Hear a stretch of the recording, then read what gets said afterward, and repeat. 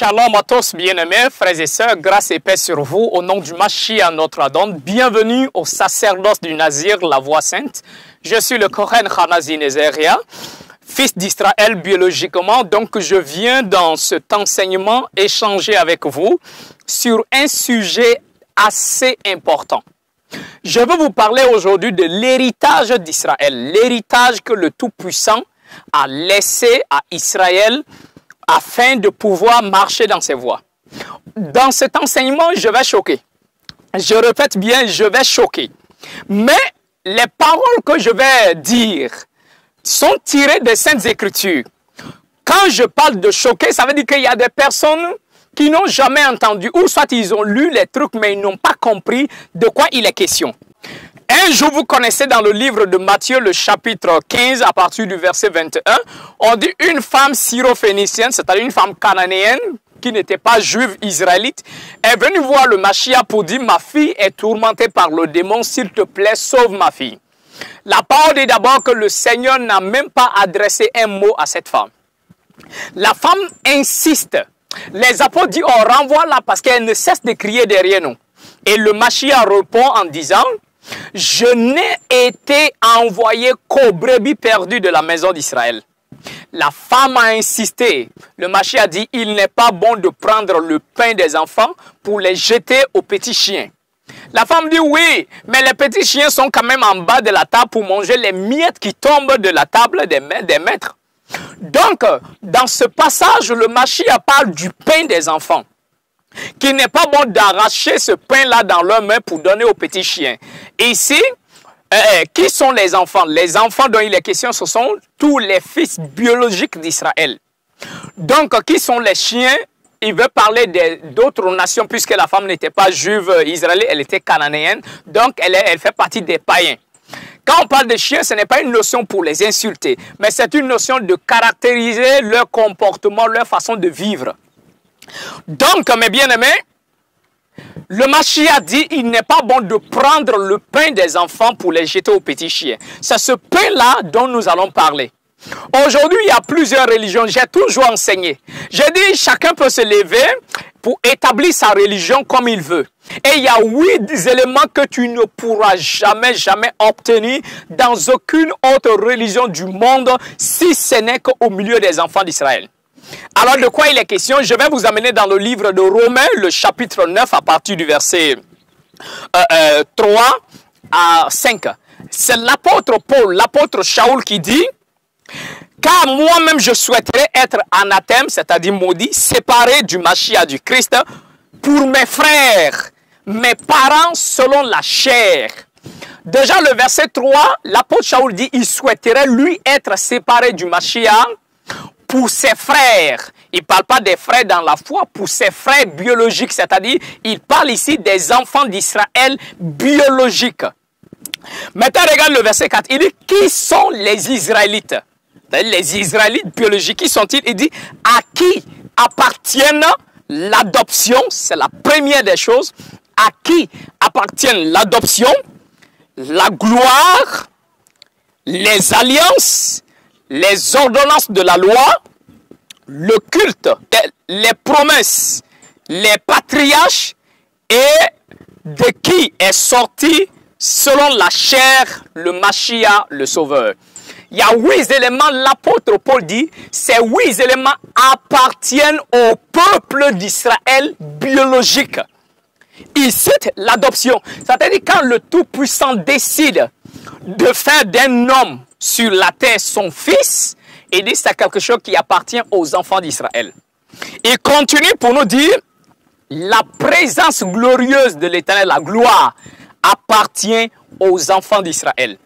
Les promesses, c'est-à-dire les promesses de la vie éternelle, appartiennent aux enfants d'Israël. C'est dans ce sens-là que je vais attirer votre attention. Les promesses de la vie éternelle. Le paradis, en d'autres termes, le paradis appartient aux enfants d'Israël biologiques. J'ai dit que je vais choquer. Donc, suis-moi seulement jusqu'à la fin. Tu vas comprendre de quoi il est question. Quand on parle d'appartenance, c'est quoi? Ton téléphone t'appartient, tu as tout le droit sur ton téléphone. Pour utiliser ton téléphone, je dois te demander la permission. Si tu ne m'autorises pas d'utiliser ton téléphone, je ne peux pas le faire. Donc, s'il y a quelque chose qui t'appartient, ça veut dire que tu as tout le droit absolu. Tu donnes à qui tu veux ou tu refuses à qui tu veux. Donc, si vous êtes conscient et si vous acceptez toutes les vérités bibliques, le verset dit, les 8 éléments cités appartiennent aux enfants d'Israël biologiques. C'est ça le pain des enfants. Raison pour laquelle le Mashiach a dit il n'est pas bon de prendre le pain des enfants pour jeter aux petits chiens. Alors de quoi je veux parler aujourd'hui? Je veux parler aujourd'hui du paradis. Je veux parler de la nouvelle Jérusalem. Donc mes bien-aimés, aujourd'hui il y a plusieurs religions qui vous promettent la vie éternelle. Plusieurs religions vous parlent d'une vie après la mort. On vous parle du paradis souvent, sans pour autant vous démontrer le paradis appartient à qui et comment faire pour accéder au paradis. C'est là la vraie question. Donc, dans notre passage que nous venons de lire dans Romains le chapitre 9, le verset 4 à 5, l'apôtre Shaoul va décrire, va nous citer 8 éléments qui appartiennent aux enfants d'Israël. Quelque part, il dit les promesses. Les promesses, il veut parler des promesses de la vie éternelle. L'Éternel, le Tout-Puissant, n'a jamais promis la vie éternelle à d'autres peuples sur la terre, si ce n'est qu'aux enfants d'Israël. Raison pour laquelle le verset dit, les 8 éléments appartiennent aux enfants d'Israël. Maintenant, je vais vous parler du paradis. Le paradis, comme j'ai dit, je vais vous choquer, le paradis appartient aux enfants d'Israël. Mais les autres peuples de la terre peuvent entrer au paradis, mais il y a une façon. Alors, mes bien-aimés, allons dans le livre d'Apocalypse, le chapitre 21, le verset 10 à 14. L'apôtre Jean, l'apôtre Yahuhanan Jean, a une vision où on lui montre la nouvelle Jérusalem, où on lui montre la nouvelle Jérusalem, le paradis. Qu'est-ce qui se passe? Regarde ce qu'il dit. Il dit, il me transporta en esprit sur une grande et haute montagne. Et il me montra la grande cité, la sainte Jérusalem, descendue du ciel auprès de l'Éternel. Écoutez bien. Ayant la gloire de l'Éternel, et son luminaire est semblable à une pierre très précieuse, comme à une pierre de jaspe transparente comme du cristal. Maintenant, écoutez le verset suivant. Il dit, elle a une haute muraille avec 12 portes. Et aux 12 portes, 12 anges. Et des noms écrits sur elle, qui sont les noms des 12 tribus des fils d'Israël. L'apôtre nous dit, on l'a amené dans le ciel, il a vu la nouvelle Jérusalem qu'on appelle le paradis. Il dit le paradis est clôturé, il y a une haute muraille qui entoure le paradis. Maintenant il dit sur la muraille, la grande muraille qui entoure le paradis a 12 portes. Ok? Il y a 12 portes. Et devant chaque porte, il y a un ange qui est arrêté devant chaque porte. S'il y a 12 portes, ce qui veut dire qu'il y a 12 anges. Et les 12 anges, chacun arrêté devant chaque porte. Maintenant, écoutez bien. La suite du verset dit, sur chaque porte est écrit le nom de chaque tribu d'Israël. Puisqu'il y a 12 tribus d'Israël, alors l'Éternel crée le paradis en mettant également 12 portes. Et il met à chaque porte un ange. Et sur chaque porte, il écrit le nom de chaque tribu d'Israël. Là, ça devient sérieux. Pourquoi il y a un ange devant chaque porte? Je prends un exemple. Moi, je suis de la tribu de Dan. Je suis enfant d'Israël biologique de la tribu de Dan. Le jour où je meurs que je dois aller au paradis, je ne pourrai pas entrer par la porte de Juda. Quand arrivé là-bas, l'ange gardien qui est devant la porte, il est là pour surveiller. Il dira, toi tu n'es pas de cette tribu, donc tu ne peux pas rentrer ici. Donc, je serai obligé d'aller entrer par la porte de Dan parce que je suis descendant de Dan. Alors, si le paradis a 12 portes et que les 12 portes sont sur ces 12 portes sont écrits le nom de chaque tribu d'Israël, donc le paradis a été créé pour qui? Est-ce que le verset vous dit qu'il y a une 13e porte qui est là? pour que les autres nations puissent entrer? Non. Pour dire que quoi? Si quelqu'un, par exemple un Ivoirien, il veut entrer au paradis, est obligé de se convertir à la religion des enfants d'Israël, d'être adopté dans une tribu pour qu'à la fin de sa vie, à sa mort, il puisse entrer par la porte de la tribu dans laquelle il a été adopté. Je vais prendre un autre exemple avec vous. Dans le livre de Nombre, Nombre le chapitre 2, vous allez voir quand l'Éternel envoie Moshe en Israël pour libérer les enfants d'Israël de l'esclavage.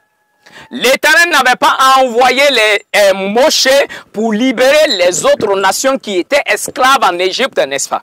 Il a envoyé Moshe pour libérer les Hébreux, les enfants d'Israël. Mais après, l'Éternel va dire, toutes les autres nations, s'ils veulent être sauvés, s'ils veulent sortir de l'esclavage en Égypte, donc ils doivent se joindre aux enfants d'Israël. N'est-ce pas?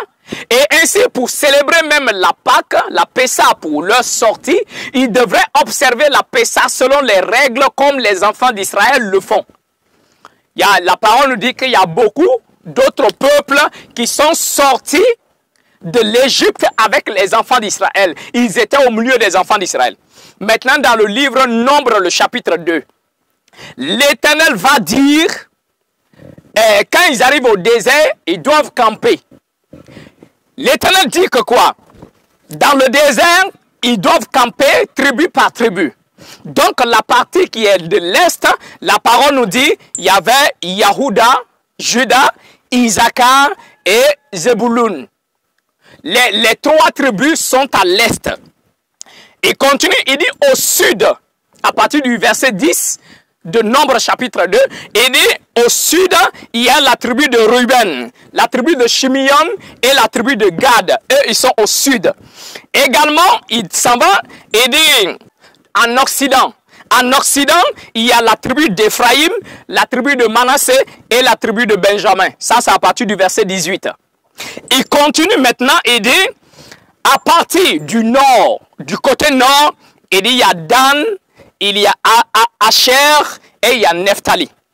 Donc, vous voyez le campement des enfants d'Israël dans le désert. À l'est, il y a 3 tribus. À l'ouest, il y a 3 tribus. Au sud, il y a 3 tribus. Au nord, il y a 3 tribus. Et c'est exactement ce que la parole nous dit dans le livre d'Apocalypse là, quand nous continuons.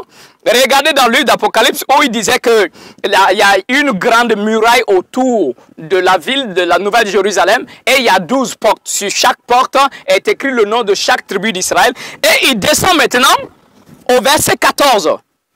Il dit à l'Orient, il y a 3 portes. Ok, au nord, il y a 3 portes. Au sud, il y a 3 portes. À l'Occident, il y a 3 portes. C'est-à-dire, le paradis est structuré selon le campement des enfants d'Israël.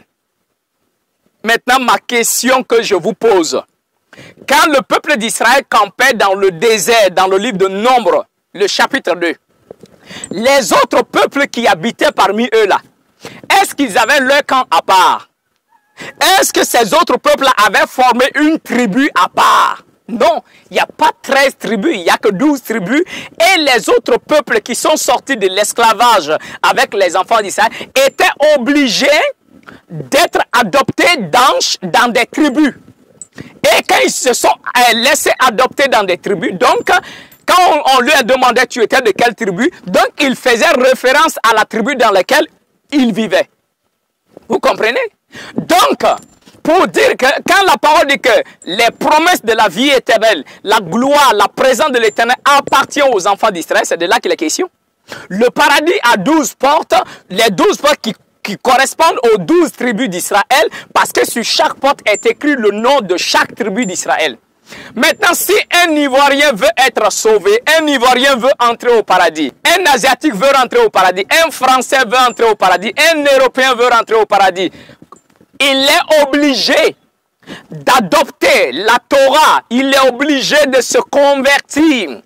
à la religion des enfants d'Israël biologiques, être adopté dans une tribu en Israël, et ainsi à sa mort, il peut entrer au paradis par la porte de la tribu dans laquelle il a été adopté. Sans cela, ça ne marche pas.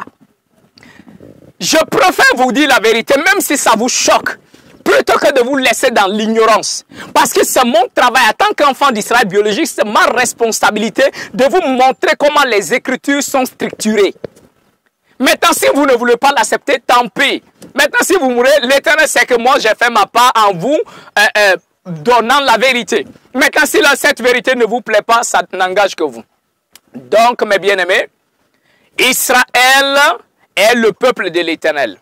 Et quand l'Éternel va former le paradis, la cité, la nouvelle Jérusalem, il établit cela pour les 12 tribus d'Israël. Si les autres nations de la terre veulent être sauvées, ils doivent se greffer à Israël, appartenir à une tribu en Israël pour pouvoir accéder au paradis. Sans cela, ça ne marche pas. Si par exemple, toi tu es ivoirien, tu n'as pas été adopté en Israël, tu n'as pas été adopté par une tribu d'Israël. Maintenant, si tu meurs, réponds à ma question, c'est par quelle porte tu vas entrer au paradis?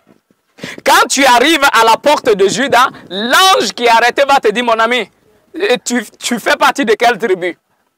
Tu n'es pas de la tribu de Juda, donc tu ne peux pas rentrer ici.